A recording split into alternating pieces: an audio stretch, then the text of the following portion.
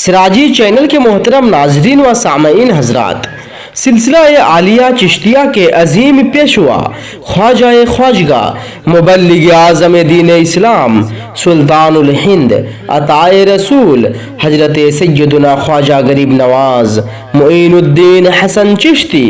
اجمیری سنجری رضی اللہ تعالی عنہ کو مدینہ شریف کی حاضری کے موقع پر سید المرسلین خاتم النبیین سرکار رحمت للعالمین حضور پرنور محمد مصطفیٰ صلی اللہ تعالی علیہ وآلہ وسلم کی طرف سے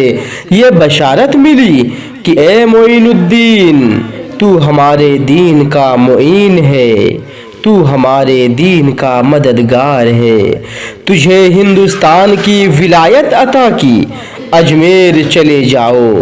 تیرے وجود سے وہاں بے دینی دور ہوگی اور اسلام رونق پذیر ہوگا۔ چنانچہ سیدنا سلطان الہند خواجہ غریب نواز رضی اللہ تعالی عنہ مدینہ الہند اجمیر شریف تشریف لائے۔ سرکار خواجہ غریب نواز رضی اللہ عنہ کی پر اثر تبلیغ اور کرامتوں سے اجمیر شہر کے باطل مذہب کے پیروکار بتوں کی پوجا چھوڑ کر جوک در جوک مسلمان ہونے لگے، تو اجمیر کے سرکردہ غیر مسلم ہی نہیں بلکہ خود راجہ پرتھوی راج چوہان کو بھی اپنا اقتدار خطرے میں نظر آنے لگا۔ چنانچہ اس نے حق و صداقت کی پاکیزہ فضا کو روکنے اور اسلام و ایمان کی آواز کو دبانے کے لیے ہر قسم کی ہتھ کنڈوں کا استعمال کرنا شروع کیا، لیکن ناکام رہے۔ پرتھوی راج چوہان کے درباریوں کا کہنا تھا کہ یہ بوریا نشین فقیر شاید کوئی بہت بڑا جادوگر ہے، معاذ اللہ،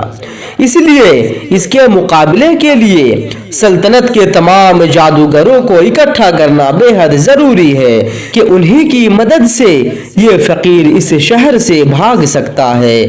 راجہ نے حکم دیا کہ پوری سلطنت کے سب سے بڑے جادوگر جوگی جے پال کو اس کے تمام چیلوں اور شاگردوں کے ساتھ اجمیر طلب کیا جائے۔ چنانچہ جوگی جے پال اپنے 1500 شاگردوں کے ساتھ، جو کہ جادوگری اور شابدہ بازی میں بہت زیادہ کمال رکھتے تھے، اجمیر میں وارد ہوا۔ اس کی آمد سے راجہ پرتھوی راج چوہان اور اس کے درباریوں اور سپاہیوں کے حوصلے بلند ہو گئے۔ جے پال جادوگر اپنے 1500 شاگردوں اور سلطنت کے ذمہ داروں کے ہمراہ سرکار غریب نواز خواجہ معین الدین چشتی رضی اللہ عنہ کی قیام گاہ کی طرف بڑے جوش و خروش کے ساتھ بڑھا۔ جب حضرت سیدنا خواجہ معین الدین چشتی رضی اللہ عنہ کو جوگی جے پال اور اس کے چیلوں کے آنے کی خبر ہوئی تو آپ رضی اللہ عنہ نے وضو کر کے اپنی مجلس کے گرد اپنے عصا مبارک سے ایک حصار بنا دیا اور حکم فرمایا کہ کوئی مسلمان اس دائرے سے باہر نہ نکلے، انشاءاللہ کوئی بھی دشمن اس دائرے کے اندر داخل نہیں ہو سکے گا۔ ادھر جادوگروں نے جادو کے زور سے پانی، آگ اور پتھر برسانے شروع کر دیے، مگر یہ سارے وار حصار کے قریب آ کر بیکار ہو جاتے۔ اب ان جادوگروں نے ایسا جادو کیا کہ ہزاروں سانپ پہاڑوں سے اتر کر سرکار غریب نواز اور مسلمانوں کی طرف لپکنے لگے، مگر جو ہی وہ حصار کے قریب آتے جل کر مر جاتے۔ جب چیلے ناکام ہو گئے تو خود ان کا گرو خوفناک جادوگر اجے پال جوگی جادو کے ذریعے طرح طرح کے شعبدے دکھانے لگا، مگر حصار کے قریب جاتے ہی سب کچھ غائب ہو جاتا۔ جب اس کا کوئی بس نہ چلا تو وہ بفر گیا اور غصے سے پائچو تاب کھاتے ہوئے اس نے اپنا مرگ چھالا یعنی ہرنی کا چمڑا بالوں والا ہوا میں اچھالا اور کود کر اس پر جا بیٹھا اور اڑتا ہوا ایک دم بلند ہو گیا۔ مسلمان گھبرا گئے کہ نہ جانے اب اوپر سے کیا آفت برپا کرے گا، لیکن میرے آقا حضور پرنور غریب نواز رضی اللہ تعالی عنہ اس کی حرکت پر مسکرا رہے تھے۔ آپ رضی اللہ تعالی عنہ نے اپنے نالین مبارک کو اشارہ کیا، حکم پاتے ہی وہ بھی تیزی کے ساتھ اڑتی ہوئی جادوگر کے تعاقب میں روانہ ہوئی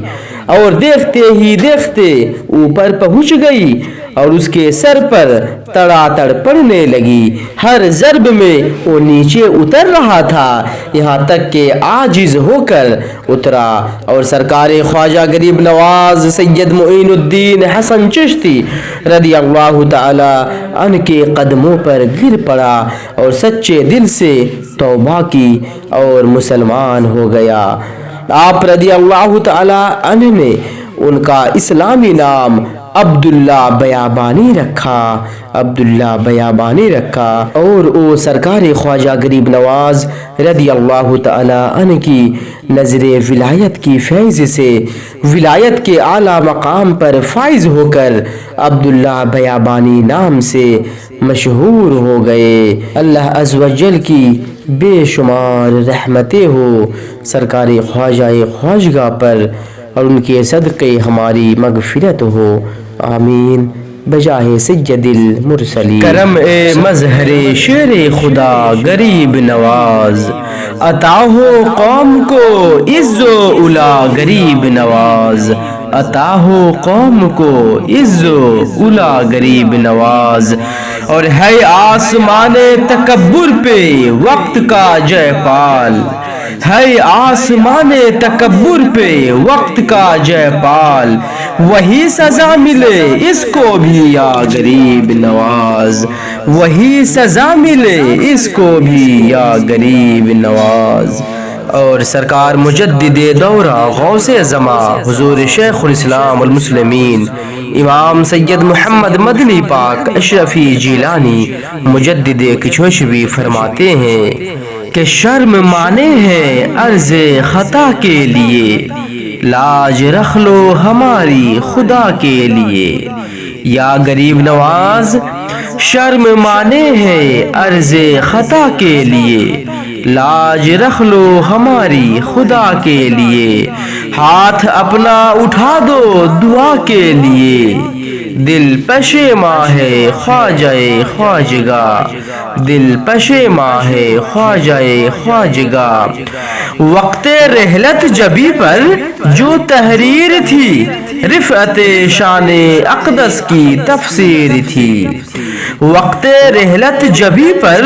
جو تحریر تھی رفعت شان اقدس کی تفسیر تھی۔ تو حبیب خدا ہے حبیب خدا، رب کا اعلان ہے خواجہ خواجگاہ، رب کا اعلان ہے خواجہ خواجگاہ۔ روح شیر خدا راحت فاطمہ، مظہر شان مختار ہر دوسرا، روح شیر خدا راحت فاطمہ، مظہر شان مختار ہر دوسرا۔ ہند کی سرزمی کے لیے با خدا رب کا احسان ہے خواجہ خواجگاہ، رب کا احسان ہے خواجہ خواجگاہ۔ ہند کی سرزمی کے لیے با خدا رب کا احسان ہے خواجہ خواجگاہ۔